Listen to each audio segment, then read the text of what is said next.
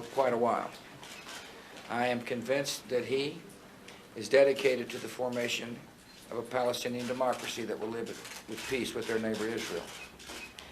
And I believe the Prime Minister of Israel is dedicated to the same vision. And therefore, as I told the President, the United States of America will work as hard as we possibly can to help you achieve the vision, Mr. President.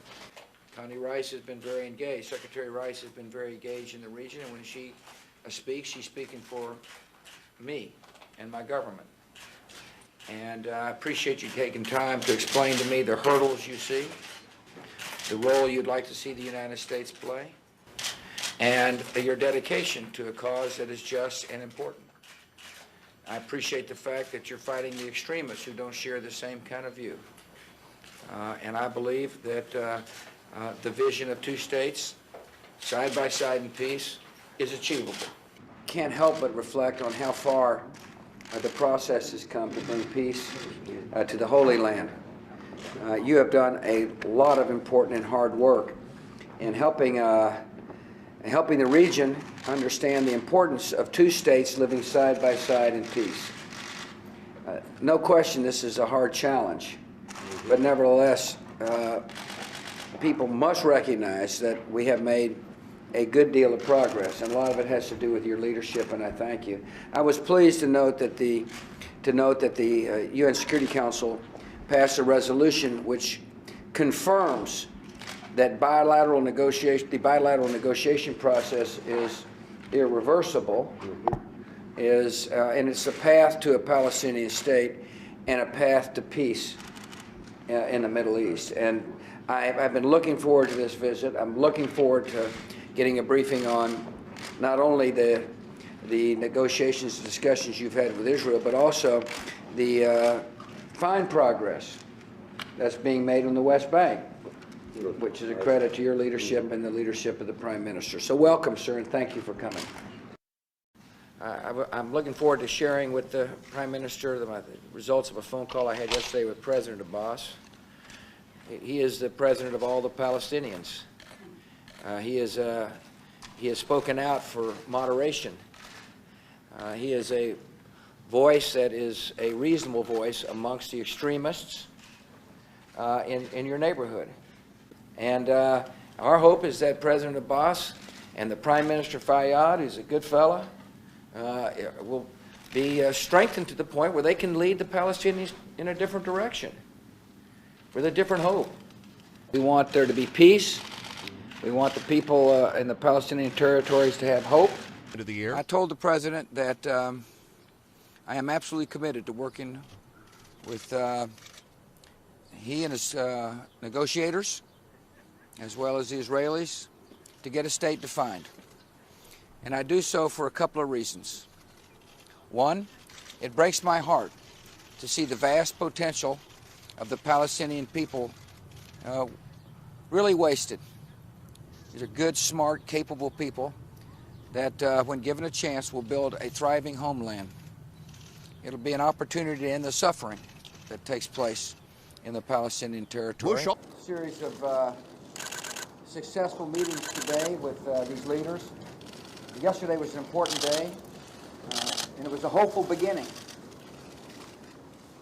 No matter how important yesterday was, it's not nearly as important as tomorrow and the days beyond. I appreciate the commitment of these leaders to working hard to achieve peace.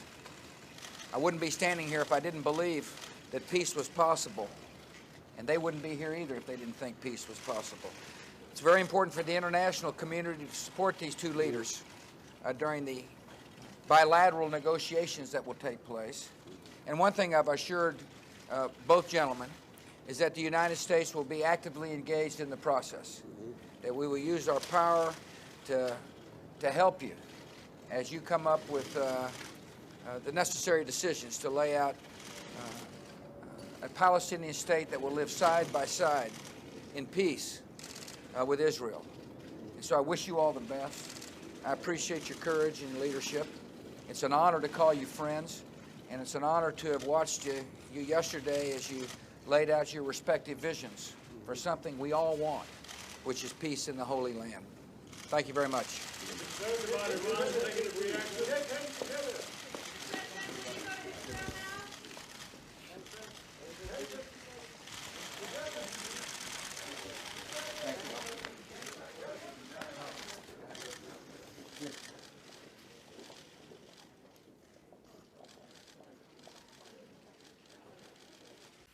Both of these leaders believe that the outcome is in the interest of their peoples and are determined to arrive at a negotiated solution to achieve it. The point of departure for permanent status negotiations to realize this vision seems clear. There should be an end to the occupation that began in 1967. The agreement must establish Palestine as a homeland for the Palestinian people, just as Israel is a homeland for the Jewish people. Achieving an agreement will require painful political concessions by both sides. While territory is an issue for both parties to decide, I believe that any peace agreement between them will require mutually agreed adjustments to the armistice lines of 1949 to reflect current realities and to ensure that the Palestinian state is viable and contiguous. I believe we need to look to the establishment of a Palestinian state and new international mechanisms, including compensation, to resolve the refugee issue.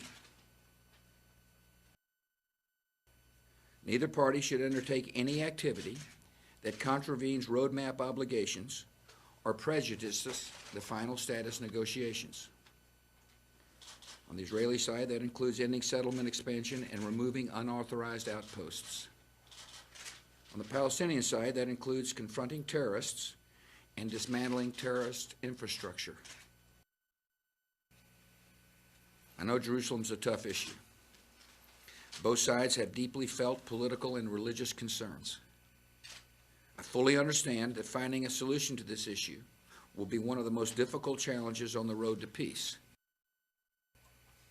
A peace agreement should happen and can happen by the end of this year. I know each leader shares that important goal, and I am committed to doing all I can to achieve it. Thank you. To all those in the Middle East who wish to live in freedom and peace, we stand with you at the Annapolis Conference and beyond. In light of recent developments, some have suggested that now is not the right time to pursue peace. I disagree. I believe now is precisely the right time to begin these negotiations for a number of reasons. First, the time is right because Palestinians and Israelis have leaders who are determined to achieve peace.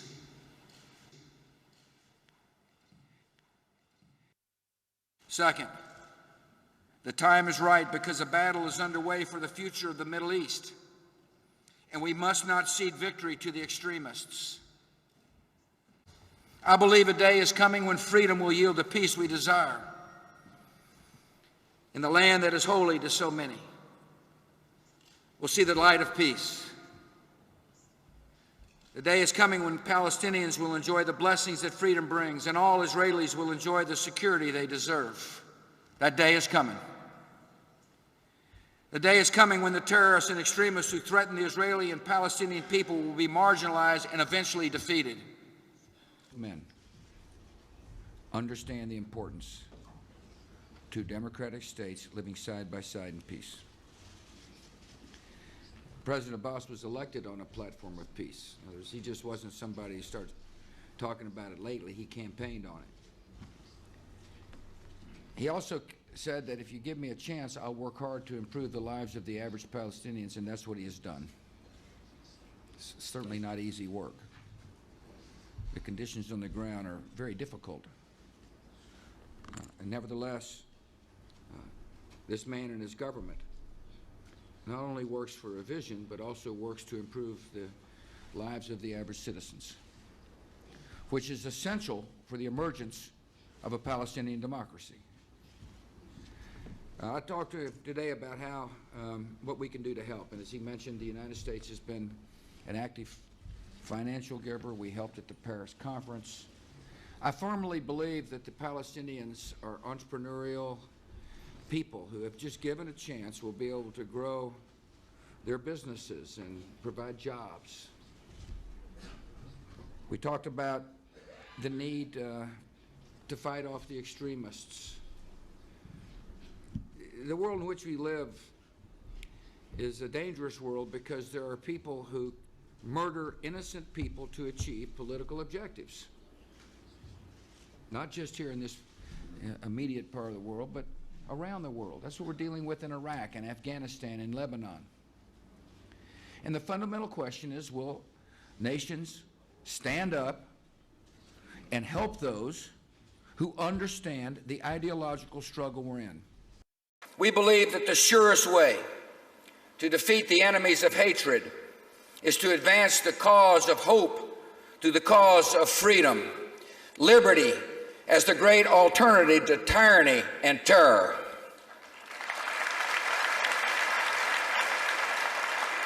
Mr. President, Mr. Prime Minister, thank you for inviting me to speak at the Knesset tomorrow. I hear it's a place of many a sharp elbow.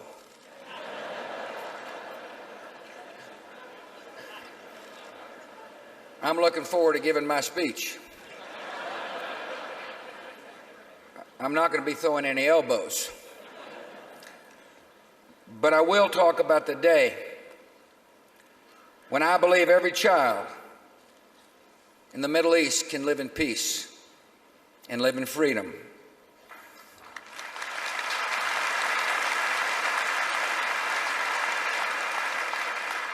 With trust in the Rock of Israel, we know that day will come, and when it does, the United States of America will be at your side. God bless Israel, and God bless America. We consider the Holy Land a very special place, and we consider the Israeli people our close friends.